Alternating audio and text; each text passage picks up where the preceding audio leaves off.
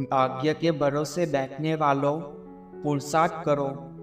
जीवन में भाग्य का महत्व है, लेकिन भाग्य के भरोसे बैठकर अपने अमूल्य समय को बर्बाद मत करो, क्योंकि पुरुषार्थ करने से तो भाग्य की रेखाएं बदल जाती हैं। भाग्य क्या है? आज किया गया कर्म ही तुम्हारा भाग्य बनता है।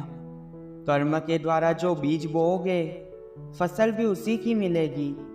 जैसा कर्म तुम आज करोगे, वैसा ही तुम्हारा भविष्य होगा। सौभाग्य और दुर्भाग्य तुम्हारे ही हाथ में है। कर्म की प्रधानता को समझना होगा कि जैसा कर्म होगा, वैसा ही फल मिलेगा। जीवन को सफल बनाने के लिए पाप और पुण्य का बड़ा महत्व है। पूरी सावधानी रखो कि पाप होने ना पाए, क्योंकि पाप की सजा जरूर मिलती है। यह जीवन पिछले पापों से छुटकारा पाने के लिए और दूसरे नए पापों से बचने के लिए मिला है। और कोशिश करो हमसे पुण्य कर्म हो। तुम अपने जीवन को धर्म के मार्ग पर चलाओ। तुम्हारे किए हुए पुण्य से धर्म को शक्ति मिलती है। यह मानव का जीवन बड़े काम का है। इसे सावधानी पूर्वक जीना चाहिए। अगर तुम गलतियां करोगे तो आगे चलकर पशु पक्षियों वाले कपड़े पहनने पड़ेंगे। संसार के नश्वर पदार्थों की इच्छा मत करना, क्योंकि इच्छा का फल बहुत दुख देता है। अच्छे अच्छे कर्म करो। उन कर्म को करके अहंकार मत करना। अहंकार के मार्ग में अंधेरा होता है और अंधेरे में ठोकरें लगती हैं। संसार दुखालय है, अर्थात दुखों से भरा हुआ है। संसार से प्रेम मत करना, बल्कि अपने मन से पापों को बाहर निकालो और सदा सावधान रहो कि कोई पाप ना होने पाए। मनुष्य का जीवन मिला है तो इसको सावधानी पूर्वक व्यतीत करना।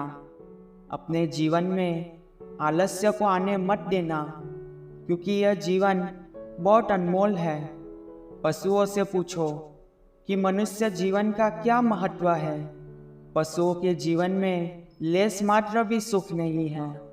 वे सोचते हैं कि कब मनुष्य बनेंगे, सर्दी में रजाई और गर्मी में पंखा होगा, कब हम परोपकार करके अपना जीवन सफल बनाएंगे। जो मनुष्य है वे अपनी मानवता को संभाल रख नहीं पा रहे, बल्कि संसार के सुखों की अंधी दौड़ में दौड़ रहे हैं। वे नहीं जान पा रहे हैं हमारी मृत्यु हमारे पीछे पीछे आ रही है। मानव जीवन पाया है, बहुत अच्छी बात है। अच्छे अच्छे कर्म करो ताकि मन पवित्र हो जाए, क्योंकि पवित्र मन ही आत्मा को पा सकता है। अपने मन को शरीर में ही फंसाकर मत रखो, क्योंकि शरीर आज है, कल रहेगा या नहीं यह किसी को भी मालूम नहीं है। शरीर आज नहीं तो कल मिटेगा, किंतु आत्मा सदा अमर है। शरीर की आयु कुछ वर्षों की है, परंतु आत्मा अनंत है। वह तीनों कालों में है। आत्मा पहले भी था, अब भी है और बाद में भी रहेगा। वह शाश्वत है, सनातन है, सूक्ष्म से भी सूक्ष्म है। संसार की सारी शक्तियाँ उसी से सत्ता पाती है। विचार करो कि तुम कौन हो। जब तक यह समझ में नहीं आएगा कि तुम कौन हो, तब तक तुम भटकते रहोगे।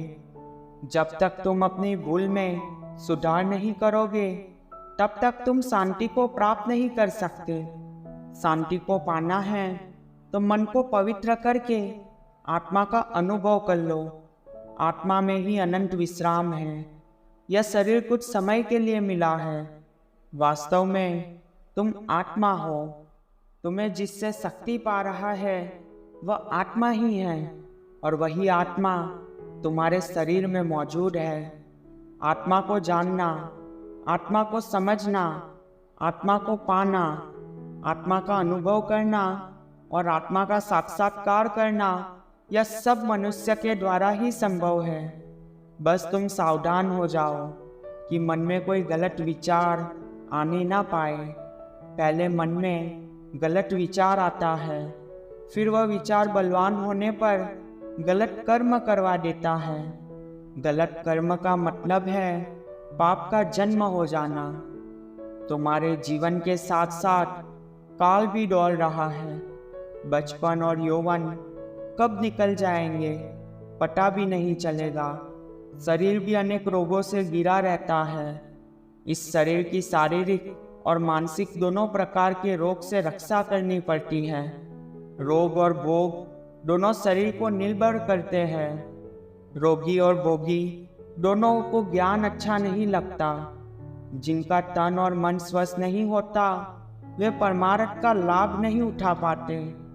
मनुष्य को चाहिए कि वह अपनी आयु रूपी संपदा का पूरा लाभ उठाए।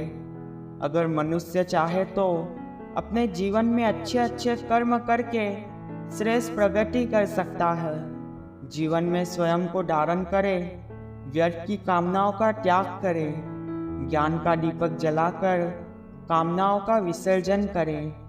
क्रोध को आग समझकर उससे सदा दूर रहे।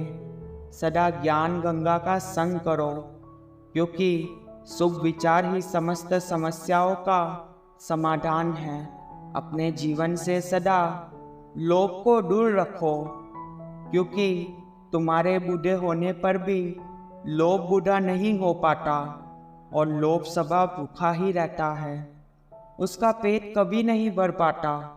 अगर लोभ की वासना प्रबल है तो वह दूसरे जन्म में भी पीछा नहीं छोड़ती।